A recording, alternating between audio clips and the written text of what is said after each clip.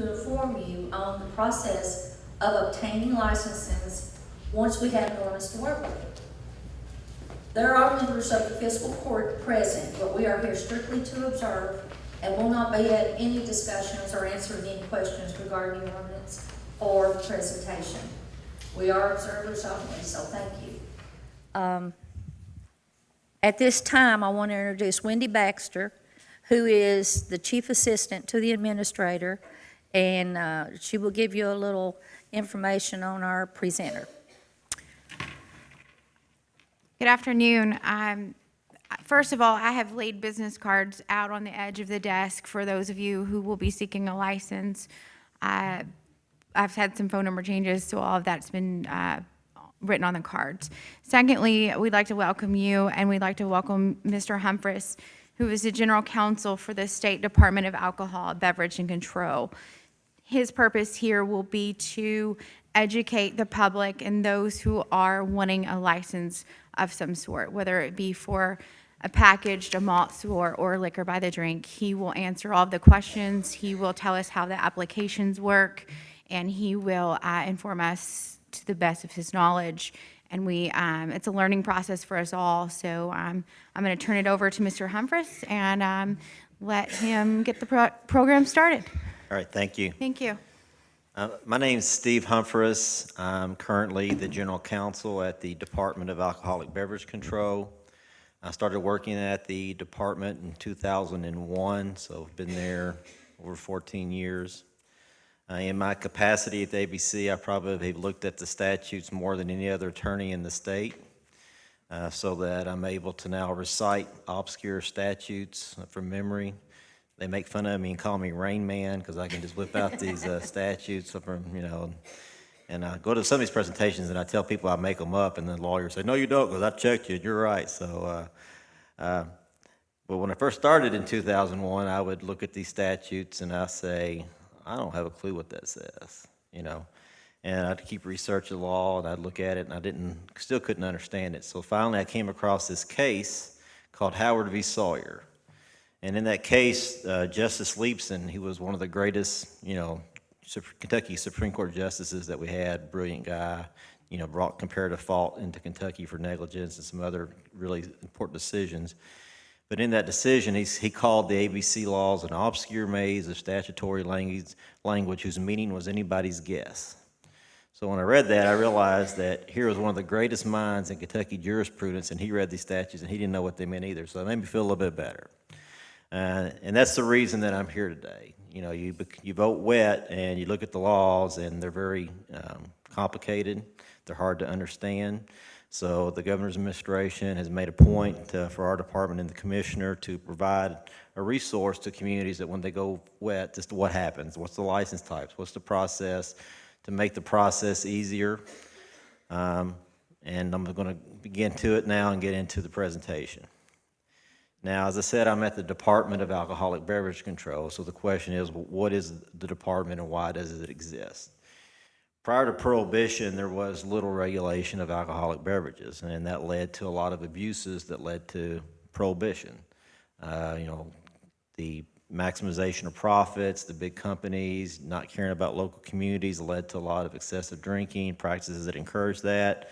So finally, the local communities got up and said, we're just getting rid of it.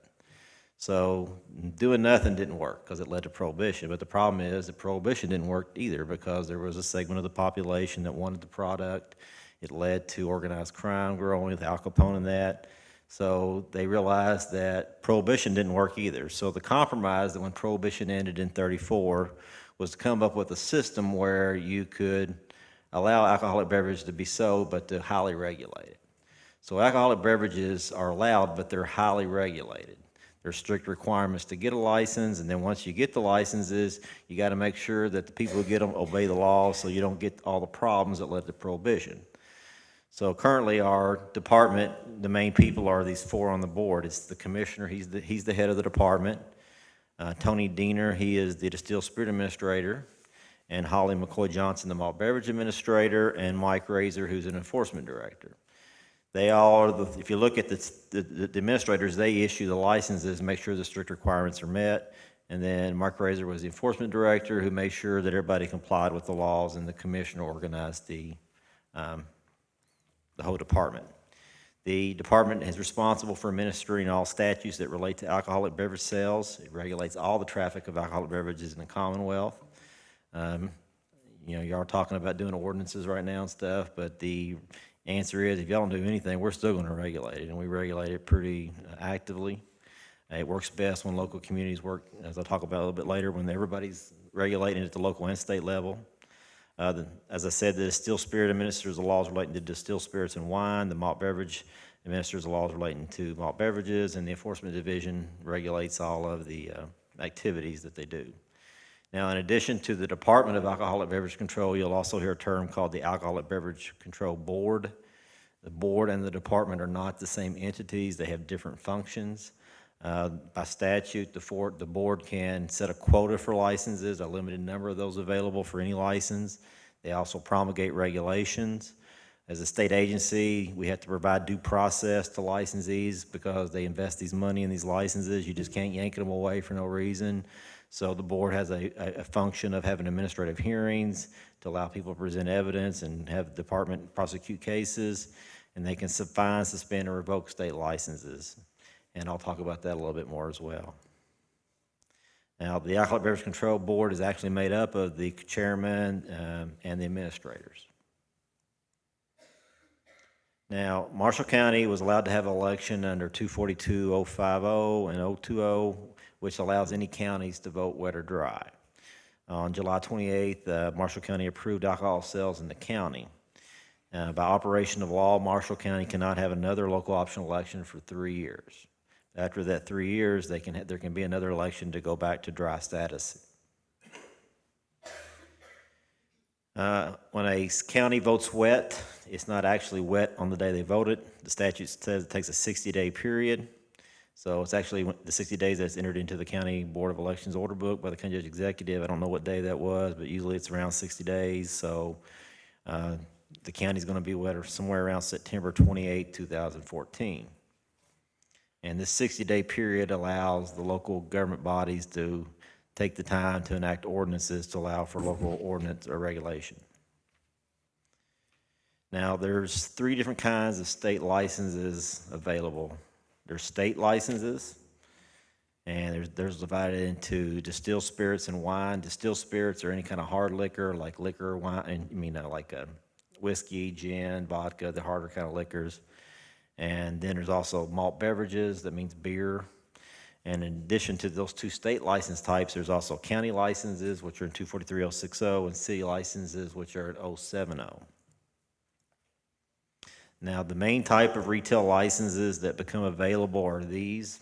And I'm going to talk about each one of them. There's what's called a quota retail package license, a quota retail drink license, a non-quota retail drink license, 1, 2, and 3, a non-quota retail malt beverage package license, a non-quota retail malt beverage drink license, and a temporary license. So everybody's got that. There's a test afterwards, so everybody's got okay. Now, as I told you, the board has the authority to regulate the number of licenses, and they've done that in a regulation for only 2 license types. They're called the quota package license and the quota drink licenses. Now, the quota package licenses are issued on a ratio of 1 per 2,300 county residents, and quota drink licenses are issued on a ratio of 1:25 county residents. And that's by regulation, which is the one that 9010. Now, the quota retail package licenses are the ones everybody thinks about for liquor stores. You got to have this license in order to sell distilled spirits and wine by the package, but it's for consumption off the premises. You cannot drink distilled spirits and wine on the premises. You have to take it home, and it's got to be a sealed package. They only authorize the sale of distilled spirits and wine, so you've got to obtain another license, which is called an NQ package, beer package license, in order to sell beer, and I'll talk about that license a little bit later. So those are the kind of the quota licenses that become available. They can't be issued to any grocery store or convenience stores. That's why if you go to Kroger, if you go to Louisville, some of these big cities, you'll go to Kroger's, you'll see there's a little separate liquor store in front of it. They do that because of a definition or a statute that allows them to separate that little walled-off portion from the other premises, so the law treats them from two different premises. But a grocery store can't just have a liquor store inside the grocery store. And there's actually litigation that went all the way up to the Sixth Circuit federal courts that upheld that restriction. I think I did a Google search, so I'm thinking this is accurate, but there was 448 residents on Google for the county. So at a 1 per 2,300 ratio, that means there's going to be 13 quota licenses available in the county.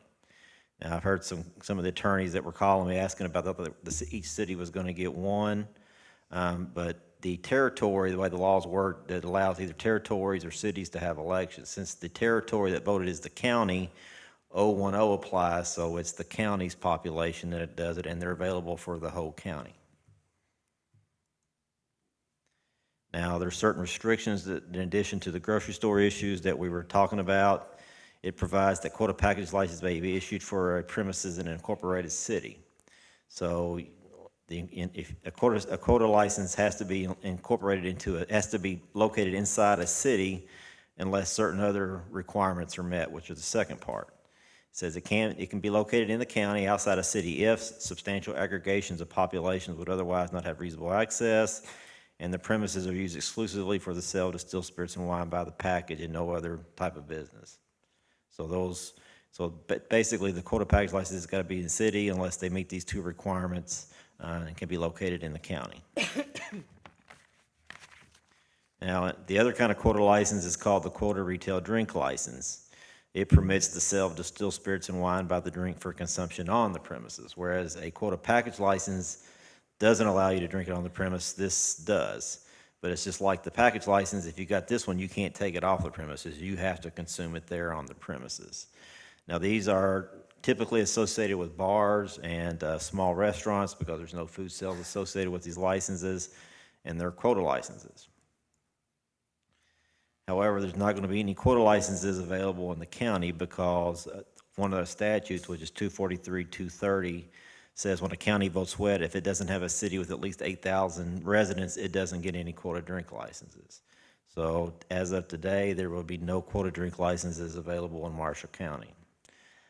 There's a statute that allows a city with 3,000 or more to have a second election to authorize those. But it's permissible, it's not mandatory. A lot of cities don't do it. I think there's only 7 that I'm aware of that actually had that second election. But the county is never permitted to have a quota drink license. Now, in addition to those 2 quota type licenses, there's also what we call non-quota drink licenses. They permit the sale of distilled spirits, wine, and malt beverages by the drink for consumption on the premises.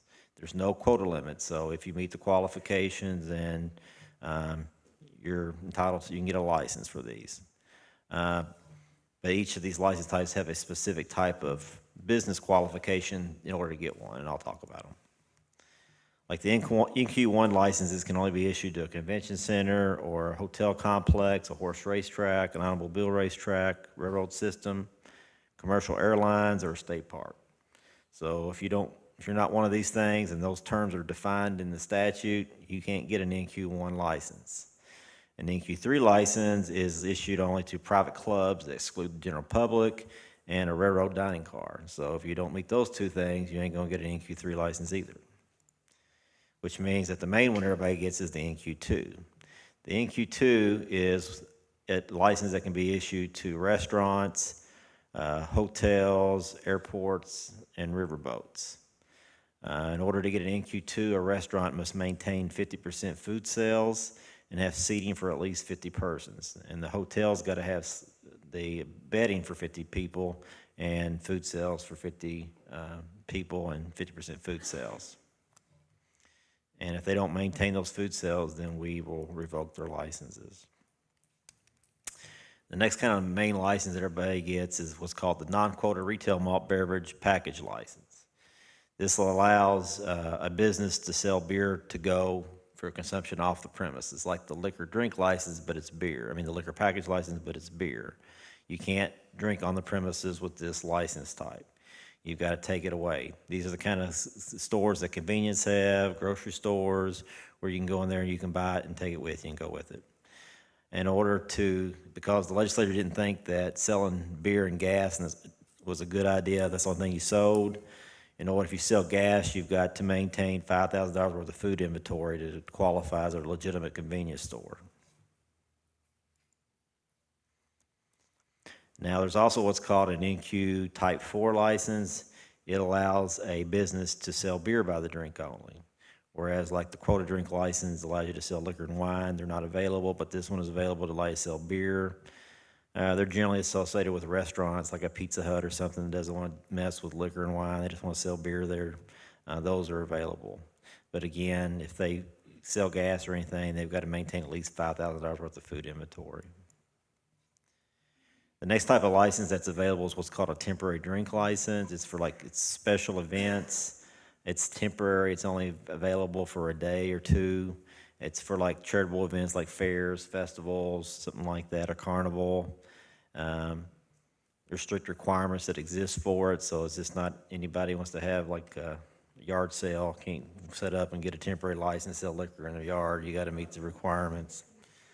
So anyway, you got to have some kind of deed or lease, if it's set up for in a civic kind of event, the city's got to permit you to be there to do it. It authorizes wine and drink sales at the qualified event. Since the county doesn't have any QD licenses, you're not allowed to sell distilled spirits under that license. Now, a county can enact an ordinance under 243 to authorize distilled spirit sales by the temporary license, but if it's not in your ordinance, you don't get to do it. So now we're going to talk about, who can get a license, what's the process, and what's the local responsibilities. An individual is just a person, a partnership, corporations, limited liability companies, limited liability partnerships, any other kind of artificial entity can hold a license. But there's mandatory reasons for denial. So if the applicant doesn't fully comply with all ABC statutes, the administrators shall deny the license. There's no discretion, they have to. If you don't comply with the regulations of the city administrator, they shall be denied. If you did any act which would result in revocation of your license, you get your license denied. And if you made any false material statement on your application, it shall be denied. There's certain statutory disqualifications. You can't be convicted of a felony within 5 years of your application. You can't be convicted of a drug conviction under Chapter 218A within 2 years. You can't be convicted of an alcohol-related misdemeanor within 2 years. So if you got a DUI, don't even apply. You're not going to get a license. You can't be under 21 years of age. And you've got to be a resident of the state or a U.S. citizen if you're an individual applying. Now, in addition to mandatory denial reasons, now those are just the main ones, but each license type has certain restrictions as well. So if you don't meet those requirements, you're not going to get the license either. But in addition to mandatory denial, there's also what's called discretion denial, and it's based upon some of these cases that basically say, sometimes it's real clear yes, real clear no, but there's a lot of gray. So it's important for the state administrators to have discretion to deny licenses to protect the public.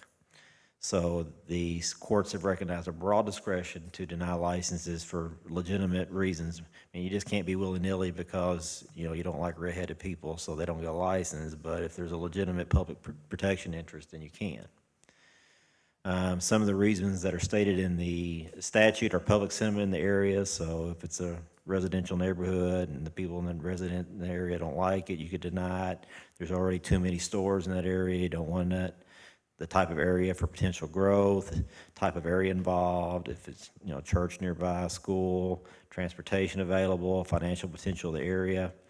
So under this discretion, we've restricted them from being located too close to a school or not to saturate an area, or there's safety concerns like it's going to increase the traffic. Now the department has one basic application for all applications. You can find those on our website and download those. In addition to completing the application, there's a lot of documentation that has to be submitted with it. For example, you've got to submit a deed or a lease for your premises. You got to have criminal background check. You got to put an affidavit in the newspaper that I'm going to talk about. So if you're going to apply for a license, be sure and read the instructions and attach anything that it tells you to attach, because if you don't, you're going to get it about 3 days later after you mail it, you're going to get it back to us and says it's incomplete, and we're not going to accept it till you submit all the required documentation. As I said, applicants have to obtain an in-state criminal background check. You can get those through the administrative office of the courts. It was $20, I think, the last time I checked. If you lived out of state in 5 years, you're going to have to get a criminal background check for those states as well. Once all the application is actually submitted, a department investigator will go out to the premises to look at it, to make sure it's suitable, plus they're kind of the eyes and ears for the administrators generally. So they do a field report so that the administrator has an idea and all the information needed to act on the application. In addition to filing your application, you actually have to file a notice in the local newspaper advising the public that you're intending to apply for the license. They've got to be filed within 90 days. You have to file your application within 90 days after you do this ad. So if you want to know who's going to be getting licenses, all you got to do is look at the local newspaper, because everybody's going to have to file that. Now, the information that's required in the notice is the name and address of the applicant, where they're going to be located at, what type of licenses they're requested, when they intend to file the application. And then they got this last statement. It says, any person, association, corporation, or body politic may protest the granting of this license. So this provides the general public the ability to protest a person from getting a license. Now, you just can't protest it because you don't like alcohol sales. There's got to be a legitimate reason why you don't want to do it. But it's still kind of a neat right that citizens have. You know, like when my kids went and got their driver's license, I didn't have the opportunity to protest, even though my insurance went up a lot. So this is something that you'll be able to do, though. So if somebody who's a bad guy, or there's a good reason why they shouldn't get a license, you can file your protest, and we actually have to look at those. And actually, the administrator can act upon the application for that 30-day period. Since you've got 30 days to file the notice, the application can't be granted. So licenses won't be issued until at least after that 30-day protest period. Now, the advertisement notice can't be filed until the county is wet. So don't think you're going to get a jump on it by go ahead and filing your notices. You're not wet yet, so until that 60-day period ends, don't file your notices. Then we've got the 30-day period after that, and then usually it takes about 45 to 60 days to process an application. So you're looking at, 60 days out. I mean, about 45 to 60 days after you become wet to get an application process. Now, this all applies for normal licenses except the quota package license. So there's a special process for that I'm going to discuss, but this is the normal process for the normal applications. Counties and cities must create county and city licenses by ordinance if you want to collect licensing fees and regulate alcoholic beverages. County license types and the maximum fees are allowed are 243.060. Cities are in 270. And these county and city licenses are general fund fees. I mean, they could be used for anything. Now, if the county or city doesn't create a local ABC administrator or licenses, a business only needs to get a state license. So if, like I said earlier, if the county doesn't regulate or the city doesn't, then they're still going to get regulated. You just don't, but if there is a county administrator, you have to apply first to the county. So if there's a corresponding local license that you're wanting a state license for, you have to apply first to the county and get approved. There's a few license types that there's no local authority for, like a small farm winery license. So you only need a state license and you don't need local approval for that. But most of the general license types, there are local authorities to create those licenses. So you got to get local approval first.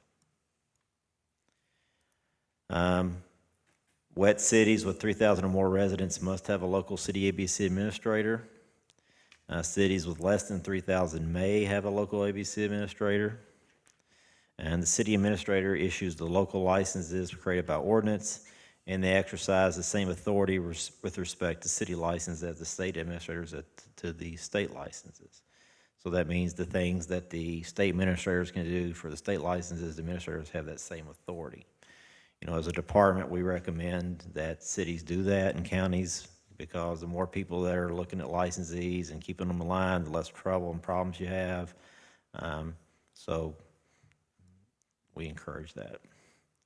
Now, the county judge executive, they becomes the ABC administrator, or they're allowed to appoint another person to be the ABC administrator.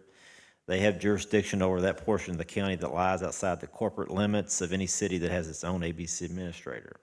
So that means if a city appoints its own ABC administrator, the county administrator doesn't have jurisdiction over that area, only the city ABC administrator.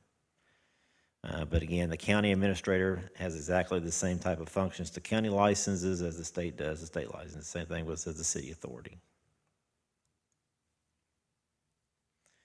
Now, again, 243-370 requires the state, the local license to be approved before applying for the state. We actually have our applications placed for it to be signed by the local ABC administrator to verify they've approved it. Now, if a license is denied by the local administrator, they have the right to appeal that to the board. So there's a due process hearing if the local administrator does deny that, and the board has a hearing as to that denial. But that appeal right is why it requires local approval first. Since the board members are going to be acting as a neutral, detached body, they don't need to be looking at the state applications and formulating an opinion until after the administrator's already made their opinion on that. Now, we're going to talk a little bit about the application process for quota package licenses. Now, as soon as the city becomes wet, the county is wet, after the 60 days, you do not file your applications. There's a special process for applying for those, and it has to be followed. By regulation, the department must run an advertisement in the newspaper notifying the public of the vacancy or the quota licenses that have become available. Once that notice is filed, applicants have 30 days to file an application to do that. So you don't get a jump start if you file it now. Actually, it'll be rejected because you're not within that 30-day period. Because applicants also, you got to obtain that local approval. They should have their local and state applications ready to go. So once that 30 days begins to run, they can file it with the local administrators and get their ads run. Counties and cities can't create their own quotas. Only the states have authority to create quotas. So local administrators don't get to pick who they are. That's why I said that only the state can issue quotas, only the state administrator has the discretion to award the quota numbers for state licenses. And actually that's necessary because there's probably going to be 4 different jurisdictions in the county, but yet you got 13 for the whole 4 different jurisdictions, so he's the only person that has the ability to determine where the 13 should be located in there. So local administrators need to timely approve their quota package licenses so they can be considered by the distilled spirit administrator. So once those are filed, you need to get to them, get them resolved, and get them approved.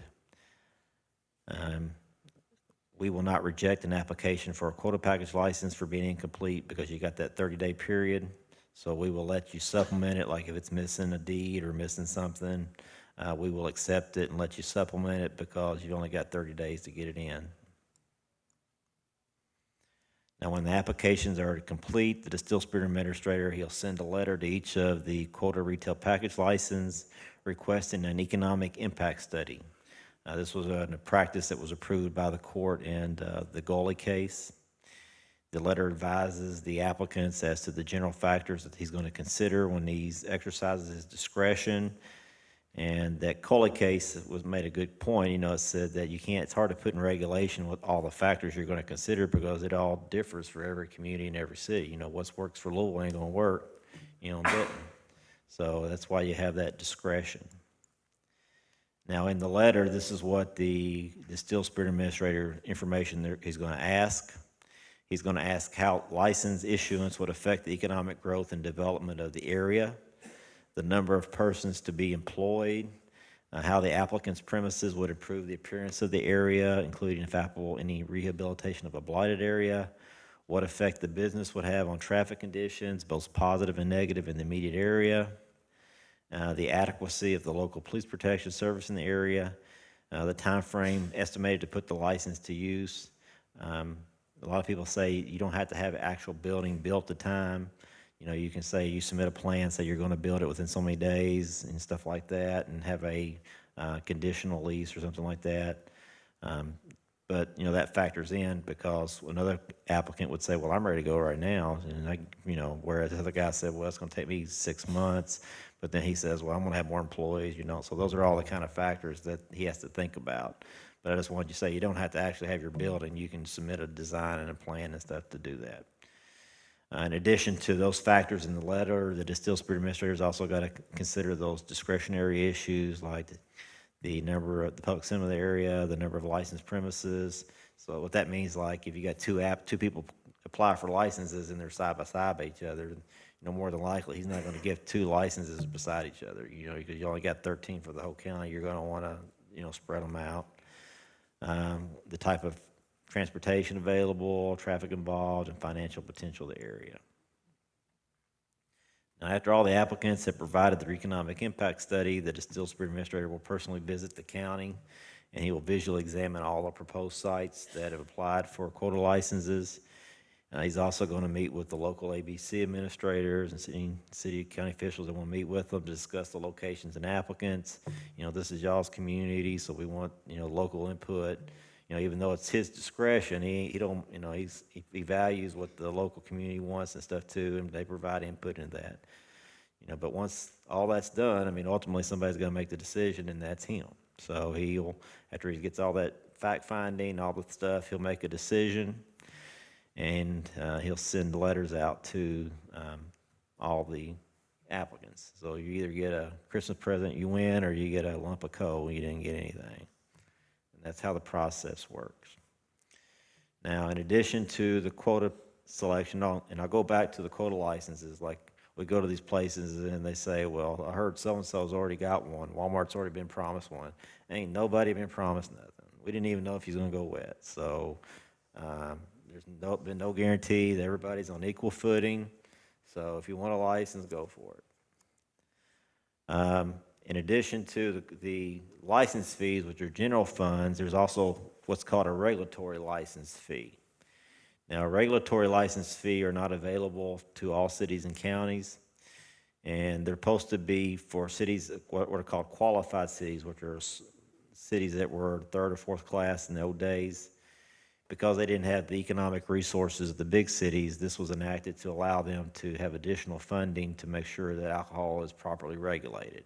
So this is a fee that they're restricted funds, but they're supposed to be applied to administering or regulating or policing alcoholic beverages. Like I said, they're supposed to be put into a separate account.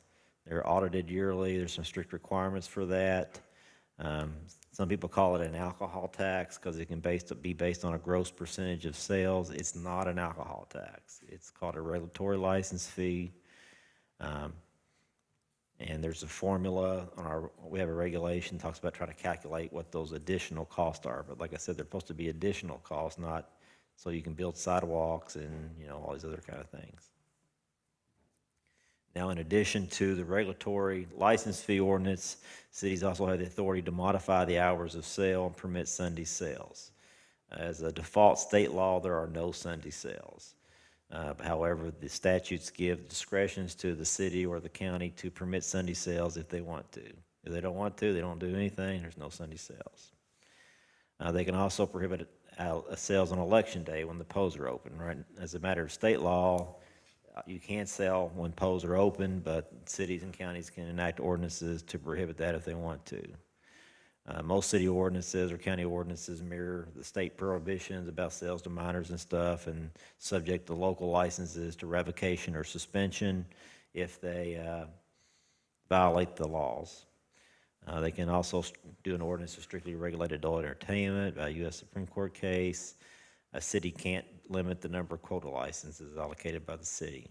So again, only the state can do quota licenses. Now, as I indicated, that once he gets a license, we strictly regulate them, and the local administrators do too, to make sure that they do not violate the laws. Licensees cannot sell alcohol to minors. The department does what's called cops and shops details and Operation Zero Tolerance details, where we'll send in a decoy to a store to see if the store will sell alcohol to the minor. When we first started doing that in '98, we only had a 68% compliance rate, but because we've been diligent and going after them, we've got that up to 93%. We also do the cops and shops where we will pose as clerks in a store, and if a minor tries to come through and buy it, then we'll cite the minor. Minors aren't allowed to be on premises that sell alcohol by the drink. There's certain exceptions, like a restaurant, hotel, but generally they're not allowed any place where it's sold by the drink. Licensees cannot sell to intoxicated persons. They can't permit gambling on a licensed premises. They can't give away free alcohol or sell it for less than cost. They can't permit the premises to be disorderly or loud or permit crimes on the property. They can't employ a felon or permit a person with 2 alcohol-related misdemeanors to be employed if they serve or sell alcohol. And again, they can't be open on Sunday if it's not permitted by ordinance. As indicated, the department enforces the statutes. They initiate administrative penalty cases before the ABC board against licensees who violate the laws. If the board finds the violations occurred, they'll issue an appropriate penalty. The penalties include fines, suspensions, and revocations. Now, revocation is the worst because that's like the death penalty. If you ain't got a license, you can't sell alcohol. So that's the most serious penalty that we have done. In the last recent years, we've been issuing fines of approximately $500,000, just to give you an idea that we're actually out there and enforcing the laws. Since local ABC administrators have the same authority with respect to local licenses as the state does the state licenses, the county and city can also revoke or suspend, issue fines for violations. As I indicated earlier, we encourage cities and counties to do that. Again, the more people that's regulating, better things go for communities. They do have due process rights, so if a local ABC administrator revokes or suspends a license, they can appeal that to the board, so they have appeal rights. There's additional information that's available on our website. You can also call the department to get it at our website there, or if you've got some legal questions, we have a email address there too. You can send some legal questions to us. So that ends my presentation. Like, Forrest Gump said, that's all I got to say about that. So now I'll open up the presentation or the questions anybody might have about ABC law. And then we'll take the test. As far as questions, if you would come up to the podium because they're recording this, that would be the easiest way for everyone. And Mr. Humphreys would be happy to answer your question.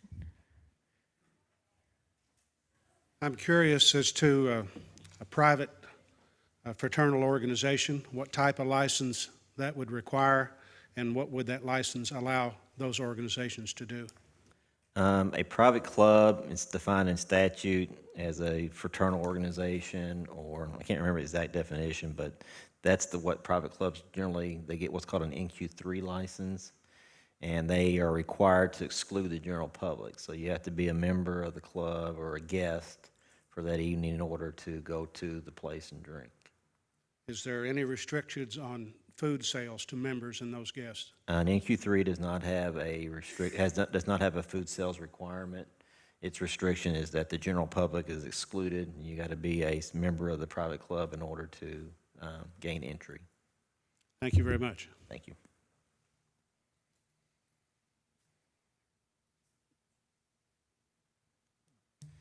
Is there any more questions?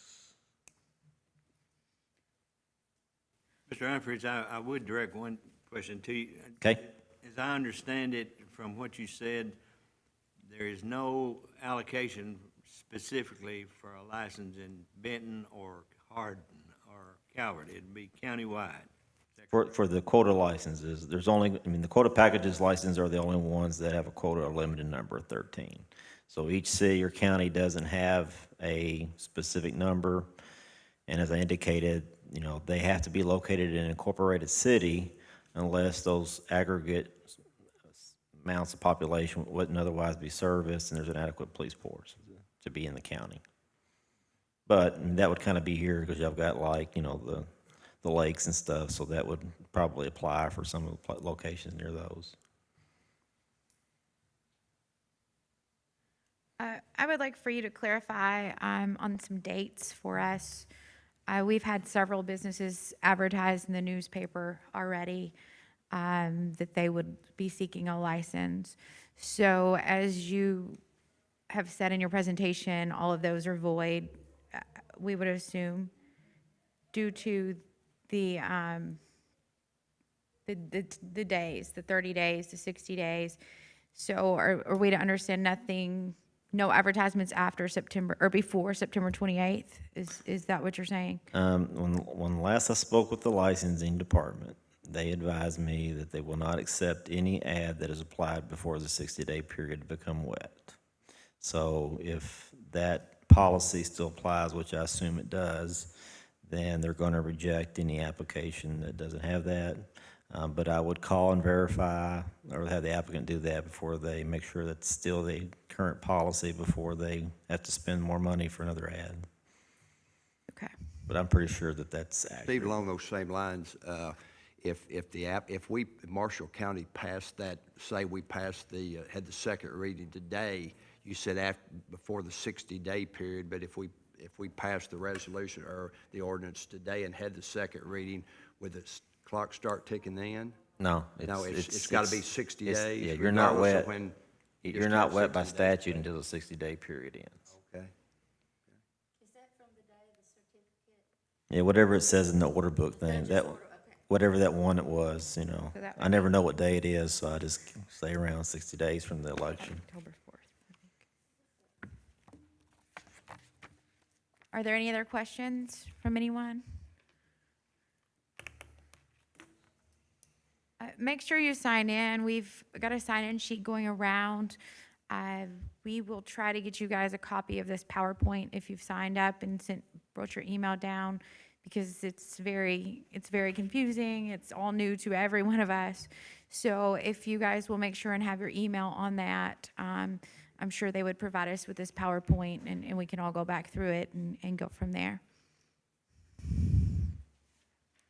Well, was it beneficial? I mean, did I do okay, or? I mean, did I explain? Okay.